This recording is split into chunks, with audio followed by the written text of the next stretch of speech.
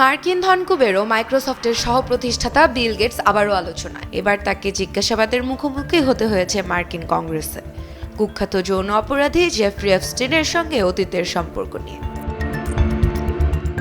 মার্কিন house oversight কমিটির একটি শুনানিতে বিল গেটসকে প্রশ্ন করেন আইন প্রণেতারা। তদন্তকারীরা খতিয়ে দেখছেন এপস্টিনের সঙ্গে গেটসের সম্পর্ক কতটা গভীর ছিল এবং সেই যোগাযোগের পেছনে অন্য কোনো উদ্দেশ্য ছিল কিনা।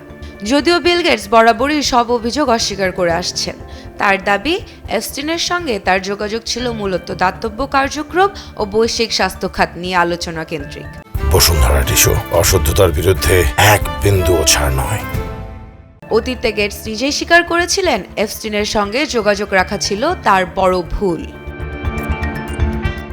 সম্প্রতি প্রকাশ হওয়া কিছু নথি ও প্রতিবেদনে আবারও সামনে এসেছে দুজনের বৈঠক, ব্যক্তিগত যোগাযোগ এবং এপস্টিনের ঘনিষ্ঠদের সঙ্গে গেটসের সংযোগের বিষয়টি। তবে এখন পর্যন্ত এপস্টিনের অপরাধের সঙ্গে সরাসরি বিল গেটসের সম্পৃক্ততার কোনো আনুষ্ঠানিক অভিযোগ আনা হয়নি। যুক্তরাষ্ট্রে এপস্টিনের প্রভাবশালী যোগাযোগ ও নেটওয়ার্ক নিয়ে তদন্ত চলমান থাকায় নতুন করে আলোচনার কেন্দ্রে উঠে এসেছে বিশ্বের অন্যতম ধনী এই প্রযুক্তি উদ্যোক্তা।